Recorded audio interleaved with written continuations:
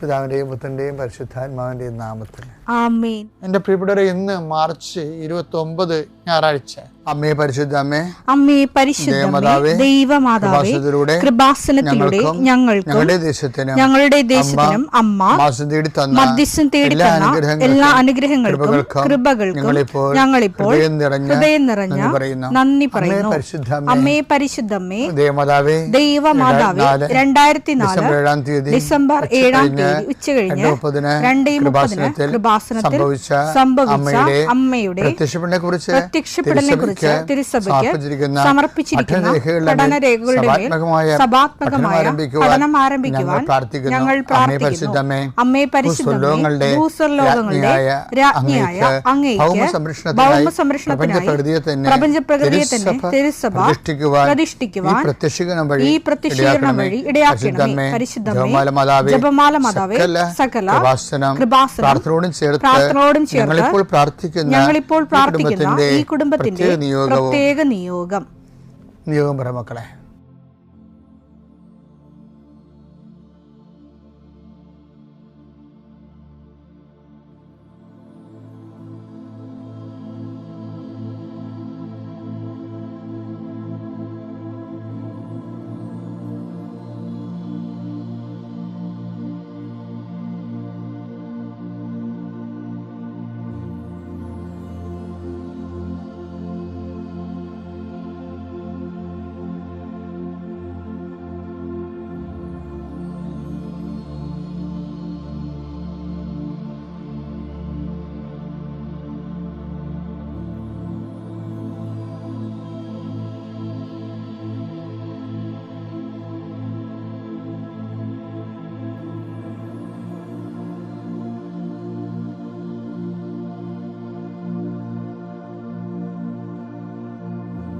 അമ്മയുടെ പ്രത്യക്ഷീകരണത്തിന്റെ ഈ അനുഗ്രഹവേളയിൽ ഞങ്ങൾക്ക് സാധിച്ചു തരുവാൻ കനിയണമേ.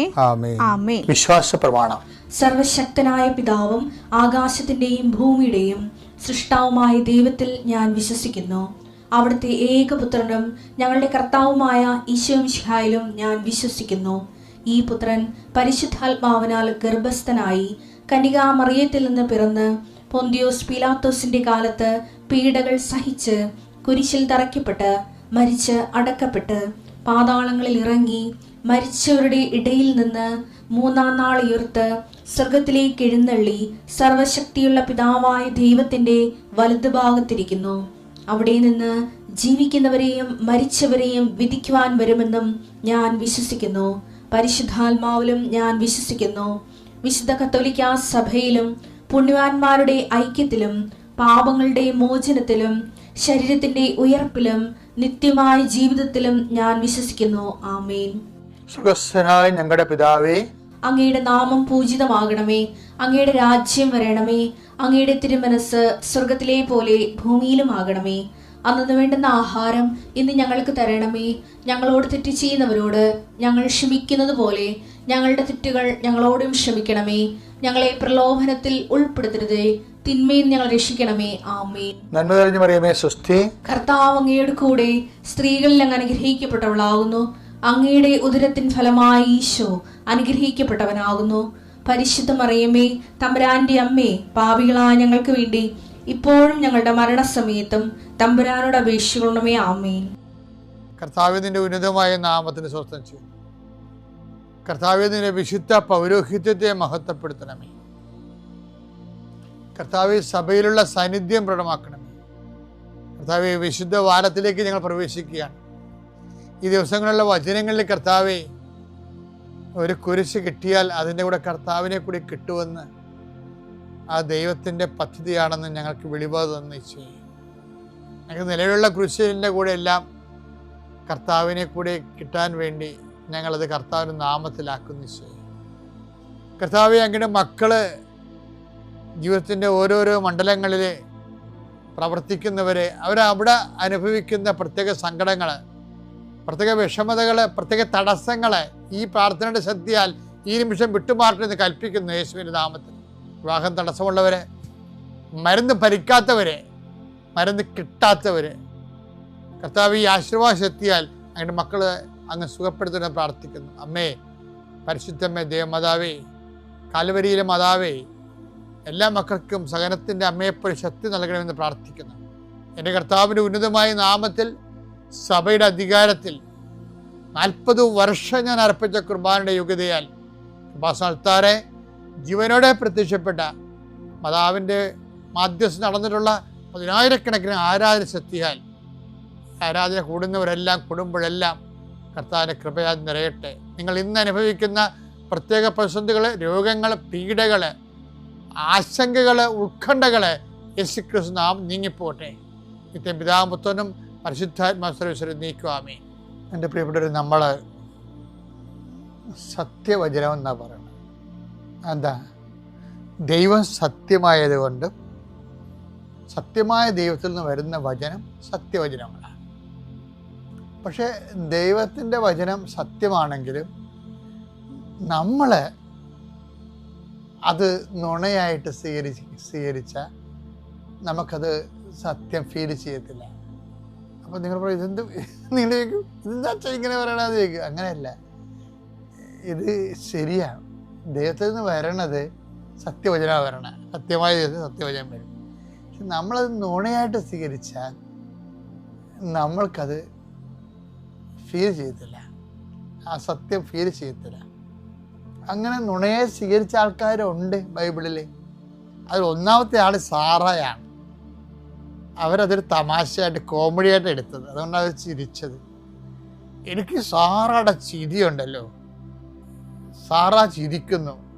അപ്പോൾ നമ്മുടെ അണുബോംബിൻ്റെ പേരെന്തായിരുന്നു ആദ്യം ഉണ്ടാക്കിയ? ബുദ്ധൻ ചിരിക്കുന്നു. അതുപോലെ അപ്പോൾ എൻ്റെ മനസ്സിൽ സാറ ഒരു അണുബോംബായിരിക്കും മിക്കവാറും. അത് അവർ കർത്താവിൻ്റെ വചനം കേട്ടപ്പോൾ ചിരിച്ചു. പക്ഷെ എബ്രഹാം ചിരിച്ചില്ല.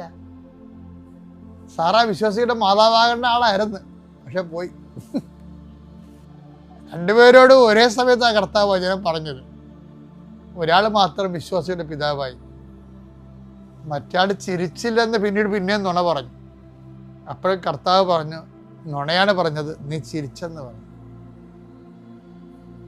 ഏറ്റവും വലിയ ഒരു ദൈവാനുഗ്രഹം വചനത്തെ, എല്ലാ വചനങ്ങളെയും ഞാൻ പണ്ടേ പത്തിപ്പറമ്പിൽ അച്ഛനെന്നും പറഞ്ഞൊരു അച്ഛനാണ് എന്നെ ബൈബിൾ പഠിപ്പിച്ചത്. എന്നെ അല്ല, ഞങ്ങളുടെ ബാച്ചിനാണ്. അപ്പോൾ അദ്ദേഹം ഇൻസ്പിറേഷൻ പഠിപ്പിക്കും, ബൈബിളിൻ്റെ വെളിപാടിനെക്കുറിച്ച് പഠിപ്പിക്കും. അപ്പോൾ അദ്ദേഹം പറയും, എവരി വേർഡ് ഈസ് ഇൻസ്പയർഡ് എന്ന് പറയും, റെവലേഷൻ ആണെന്ന് പറയും. എല്ലാ വചനത്തെ ബൈബിളിലെ എല്ലാ വാക്കും. അപ്പോഴും ഞാൻ അവിടെ ഇരുന്നുകൊണ്ട് പറയും, എവരി കുത്തും കോമായും റെവലേഷൻ ആണെന്ന് പറയും. ഇപ്പം എൻ്റെ കൂടെ അണ്ണന്മാരുടെ ചിരിക്കും.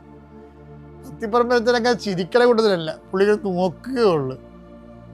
പക്ഷെ പിന്നീട് എൻ്റെ മനസ്സിൽ ഞാൻ ആശയം മാറ്റിയിട്ടില്ല.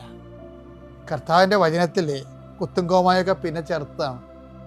അതിൻ്റെ ചില കുത്തും കോമായൊക്കെ പിന്നീട് ചേർത്താണ്.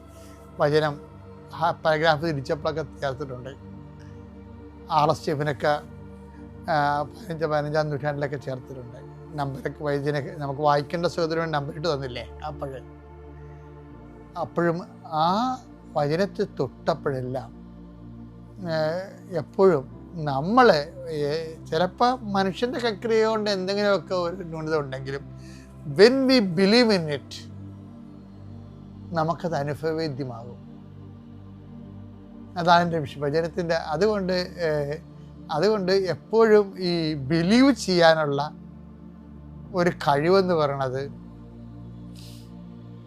ദൈവം നമ്മുടെ ഒരു സഹകരണത്തോടു കൂടി ദൈവം ഓരോരുത്തർക്കും നൽകേണ്ട പ്രത്യേക ദാനമാണെന്നുള്ളതാണ് ശരിക്കും ഇവർ പത്രോസ് ബിലീവ് ചെയ്യുന്നതിൽ ഇത്തിരി ഒരു പിന്നാക്കം നിന്നായിരുന്നു.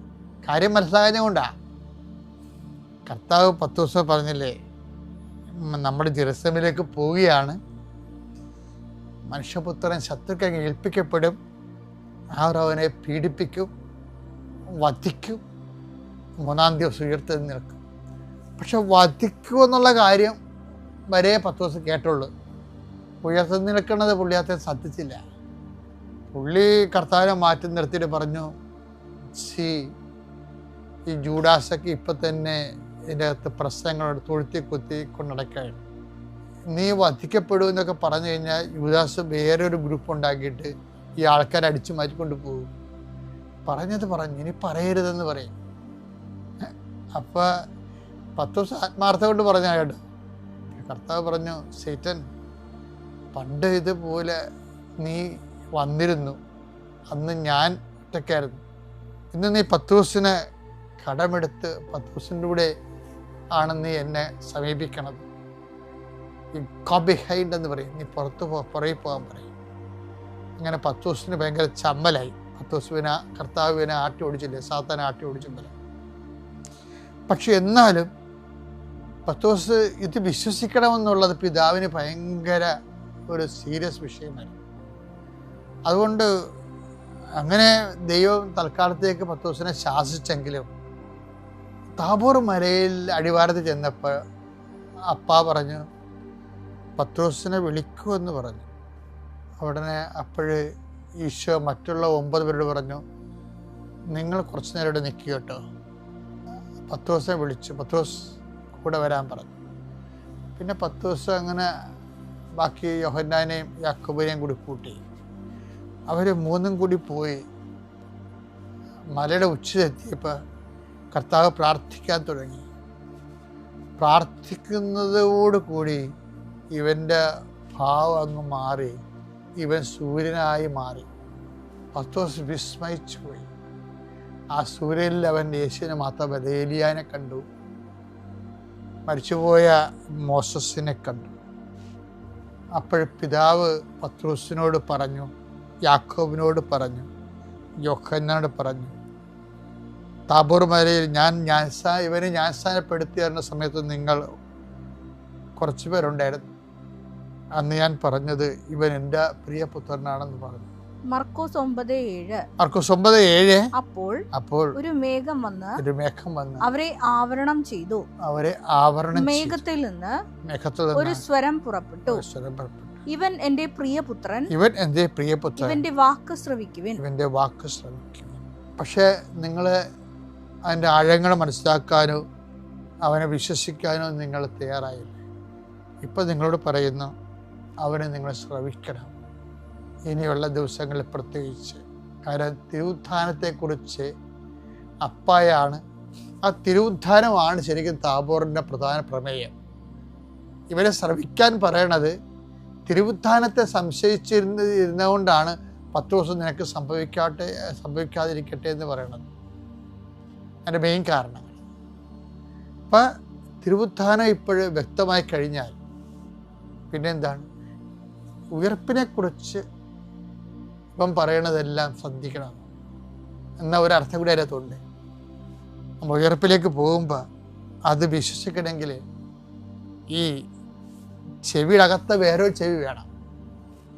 അതുകൊണ്ടാണ് ഈശോ പറഞ്ഞത്, കേൾക്കാൻ ചെവിയുള്ളവൻ കേൾക്കട്ടെ എന്ന് പറയും. ആ ചെവി എന്ന് പറയുന്നത് അനോയിൻറ്റിങ് ഇയറാണ്.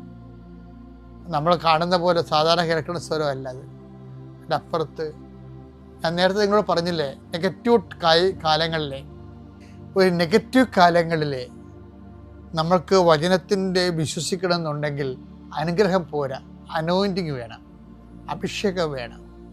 കാര്യം ഈ അഭിഷേകം എന്നുള്ള വിഷയം ബൈബിൾ അവതരിപ്പിക്കുന്നത് എന്താണ്?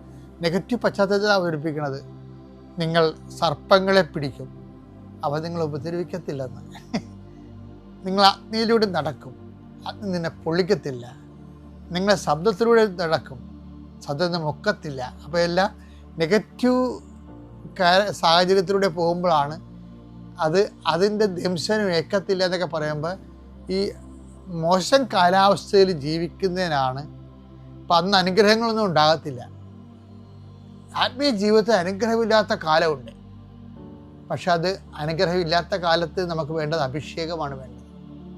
അപ്പം എപ്പോഴും നമ്മൾ ട്രെയിൻ ചെയ്യണത് ഈ പുനരുത്ഥാനത്തെക്കുറിച്ചുള്ള നമുക്ക് തരുന്ന കാറ്റഗിസത്തിൻ്റെ കാലങ്ങളിലെല്ലാം ഇതുപോലെ ഒരു അഭിഷേകം നമുക്ക് വേണ്ടി വരും. കാര്യം പലപ്പോഴും പീഡാനുഭവത്തിൻ്റെ കൂടെയാണ് പുനരുത്ഥാനത്തിൻ്റെ സിലബസ് വരണത്. ബൈബിളിലും അങ്ങനെയാണ്, അതിൻ്റെ അകത്ത് തെറ്റിയിട്ടില്ല. എപ്പോഴും ഓർക്കണം, ക്ലേശകാലങ്ങളിൽ നമ്മൾ ഓർക്കേണ്ടത് ഉയർപ്പിനെക്കുറിച്ചാണ്, ക്ലേശത്തെക്കുറിച്ചല്ല. പിതാവിൻ്റെയും പുത്രൻ്റെയും പരിശുദ്ധാത്മാവിൻ നാമം.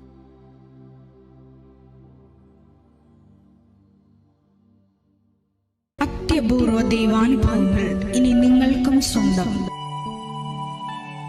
ഈ യൂട്യൂബ് ചാനൽ ഇതുവരെ സബ്സ്ക്രൈബ് ചെയ്തിട്ടില്ലെങ്കിൽ ഇപ്പോൾ തന്നെ സബ്സ്ക്രൈബ് ചെയ്യുക. ഈ വീഡിയോ ഇപ്പോൾ തന്നെ നിങ്ങളുടെ സുഹൃത്തുക്കൾക്ക് ഷെയർ ചെയ്തുകൊണ്ട് കർത്താവിൻ്റെ പ്രേക്ഷിതരാകുക.